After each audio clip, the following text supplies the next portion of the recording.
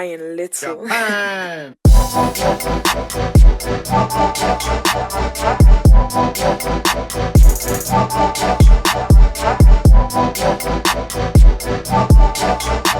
Hey everyone, Danny here. So when starting off modding your car, you go on the internet and have a million people tell you what to get and what not to get.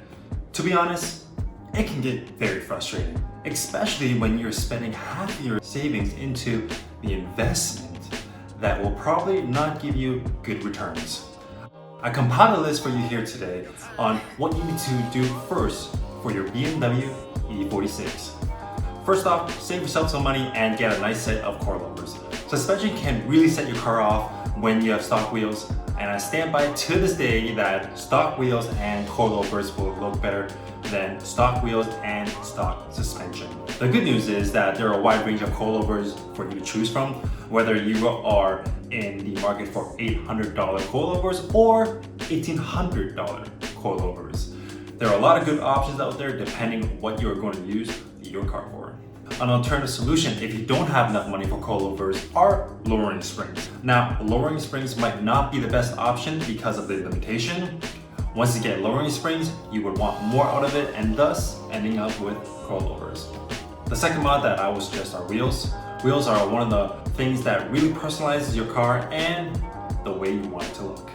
It's the best way for people to see something on your car and be like, wow, that is Daniel's car. Even if you are not a car person, people love aftermarket wheels and they really like ones that stand out from the rest of the stock cars on the street.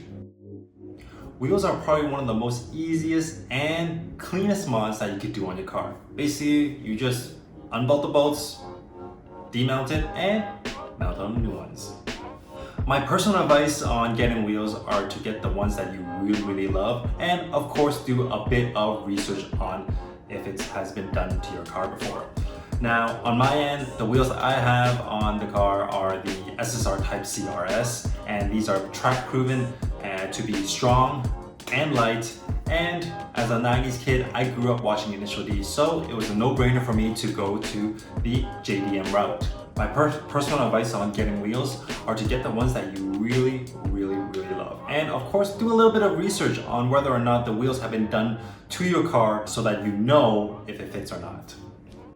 The wheels that I have on my car are the SSR Type CRS, and now these are proven to be track ready and they are very lightweight and strong. Now that you have the wheels and suspension, next up on my list is the exhaust.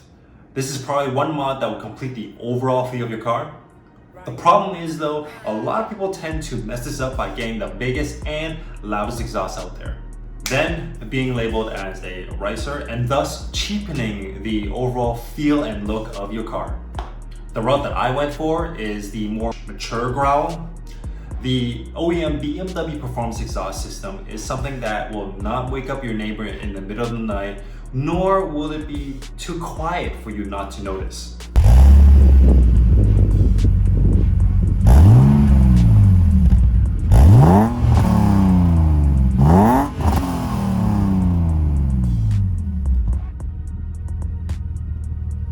If you are craving for a louder punch from your engine, you can always head to your local exhaust shop to delete one of the resonators. The fourth mod that I would suggest are the E46 Angel Eyes. This is a very subtle mod that will go a long way. I am not sure why come the E46 platform never got the iconic BMW look that you see on a lot of BMWs today. The Angel Eyes that I currently have on the car are the Yumenitsa LED Orion Angel Eyes. I think I'm not pronouncing that right. I used to have the CCFL Angel Eyes, but the problem with the CCFL Angel Eyes are when it's cold, it takes time for it to warm up the halos. And when you have halos that are not brightly lit, it looks like your headlamps got a punch in the face. One thing that I do want to mention is if you are going for the Angel Eye lights, you want to make sure that you disable your daytime running lights. And to do that, you're gonna have to plug in a computer to your E46.